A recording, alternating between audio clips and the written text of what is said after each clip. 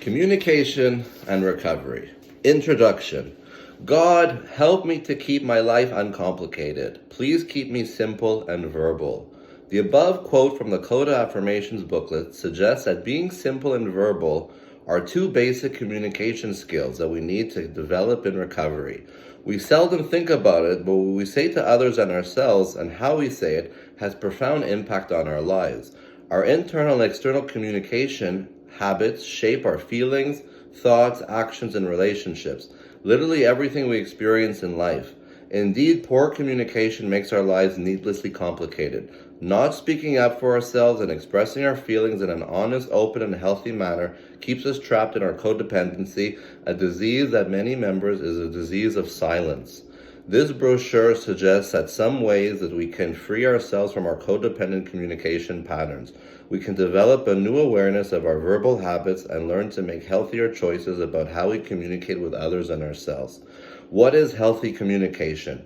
Healthy communication is clear, concise, and honest. To improve our communication, we first need to know our hearts and minds clearly. Codependents continually need to ask, what do I think, feel, need? Once we answer these crucial questions, we can empower ourselves to express our feelings openly and honestly without being controlled by our fear of the reactions of others. What causes codependent communication? Codependent communication is caused by the primary force, fear, and the need to control it. Fear is the great repressor of the human spirit and the hidden culprit behind many of our damaging beliefs about others and ourselves. Fear masquerades as truth and holds us in a false belief that we are unworthy and that others' reactions will destroy us. Our communication patterns often reflect our fear.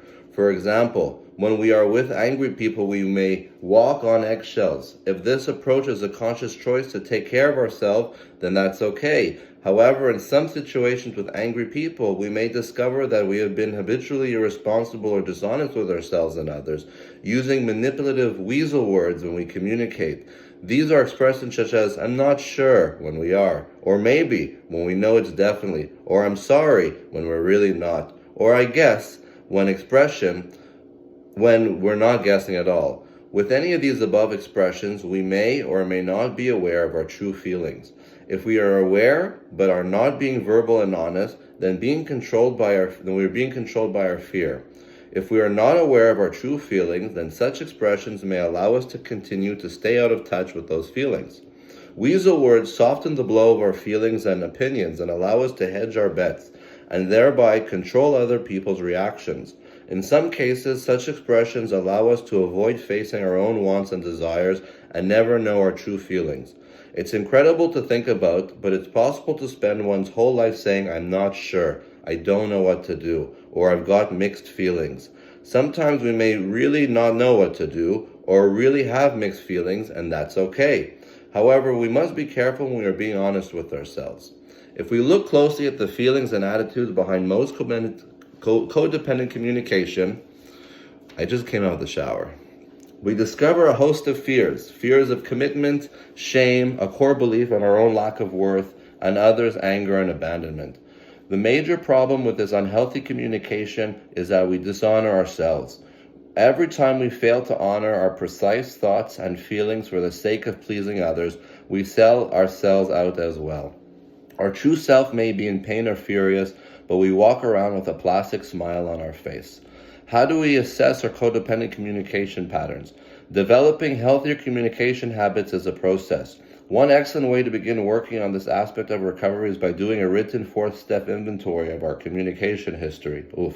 If we do this, we may discover that many of our codependent verbal habits we learn from our families or in relationships with damaging significant others. This inventory process may be painful, but it is also exciting, empowering, and has helped many recovering codependents make great strides in developing healthier, more loving relationships. Many codependents from dysfunctional families have experienced overt or covert verbal abuse. Some useful questions to consider as we review our personal history include the following.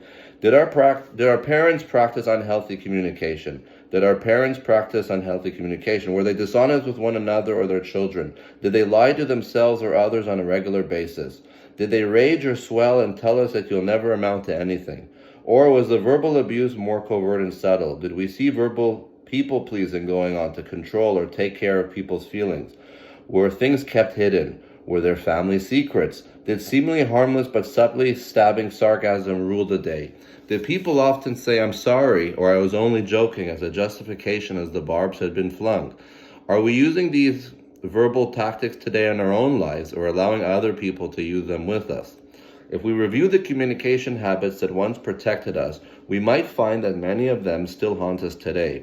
Once we have identified that internal and external voices that are still damaging, we could stop empowering them and help start replacing them with healthier choices. As we continue our fourth step, we may find that other adolescents and adult experiences have influenced our communication patterns. After looking at our entire history through a fourth step inventory, it is useful to share our insights in a fifth step with a sponsor or a trusted friend. This helps improve our awareness of the ways in which our current communication patterns still affect our lives today. Also, this sharing gives us practice communicating in a healthier manner with a safe person. How do we change our codependent communication patterns? As the steps teach us, learning to change our codependent habits begin with acceptance, a willingness to change, and then action. We can't change what we don't know. Furthermore, all the insights in the world won't help us unless we want to change and actually do it. As noted earlier, we can begin this process by working the steps, but this time focusing specifically on our communication patterns. If we work all 12 steps in light of our verbal habits, we discover how well each step can be applied to our communication history and patterns. The most important point to remember is that these patterns have been learned and they can be unlearned. Our verbal habits may have run our lives for years and protected us around unsafe people, but today we can let go of them and walk through the discomfort that comes with changing old behaviors. The following suggestions may help us develop healthier communication patterns. Listen carefully to our own thoughts and feelings. Sometimes delay our immediate responses to questions, comments, to give ourselves time to think and feel. Monitor ourselves for weasel words as we speak. Prepare for difficult conversations ahead of time, yet be open for spontaneity. Use coda or personal affirmations when we're feeling the codependent crazies. Note self-efficacies, language such as "I just," "I guessed," "I think," "I only." Note that if we change our minds about previous decisions, we can verbalize our current thoughts if need to.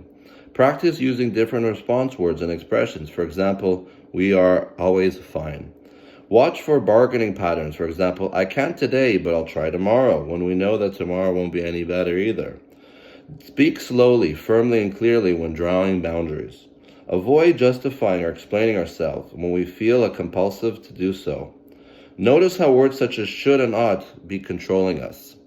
Note whether we try to control others with words, tone, volume, or nonstop talk, or if we allow others to control us with similar verbal tactics. Speak lovingly with others, our higher power, and ourselves. Add our own personal pattern to the list. Conclusion: when we were able to say no without feeling guilty, or we have taken a major step in our recovery, when we have inventory on our weasel words and stop ourselves in mid-sentence from using them, we have taken a major step forward in our recovery. When we catch ourselves before we habitually apologize for something, we have taken a major step forward on our recovery. When the day comes and we say, "No, I'm clear about my feelings and I won't be going, and I don't feel a pressing need to justify ourselves," we have taken a major step forward on our recovery. When we speak clearly and honesty as we set a boundary and don't allow others' anger to control us, we have taken a major step towards our recovery. With time and practice, we will know. We will know we have verbally owned our power. When our hearts and minds are clear, our speech can be simple and clear.